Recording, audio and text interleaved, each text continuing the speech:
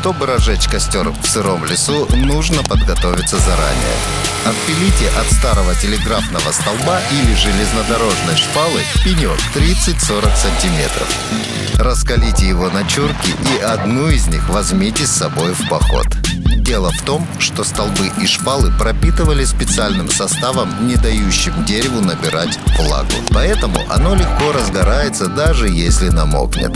Еще мы берем с собой в поход эвкалипт и акацию. Тоже хорошо горят, не боятся влаги и с легкостью разжигают наваленные сверху сырые дрова.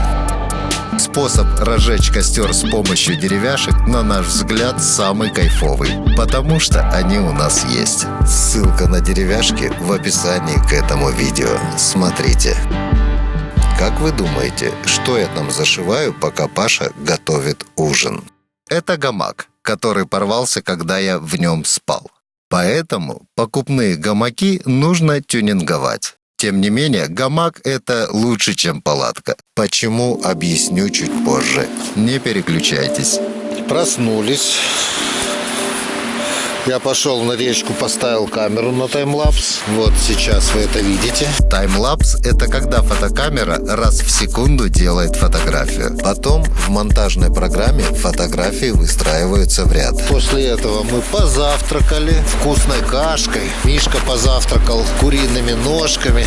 Паша чуть-чуть замерз ночью. Почему? Потому что он спал в палатке. Я ночью не замерз, я даже не укрывался спальником, я на нем лежал. Лежал я вот в этом свитере и в подштанниках. Все вот, кто перед походом говорил, что вы там замерзнете, холодно зимой, в феврале ходить в горы, это не так. Кому-то может и холодно, тому, кто не хочет идти в лес. Так чем же гамак лучше палатки? Во-первых, в гамаке всегда сухо.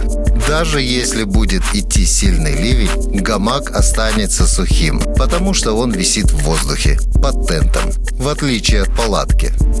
Это еще не все.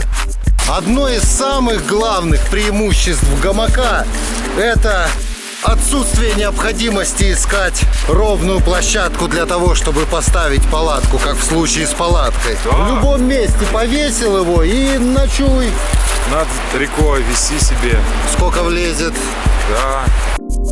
Еще один плюс гамака в том, что в любой заповедной зоне и нацпарках устанавливать палатки можно только в строго отведенных местах, обозначенных в правилах посещения, в которых ни слова не сказано про гамаки. Мальчишки и девчонки, подпишитесь, а также их родители. Жмите нравится. Походные истории. Комментируйте. Увидеть не хотите ли? Походные истории. Делитесь этим видео. Походные истории. Вот обувь, походная обувь. Вот она. Видеть не хотите ли?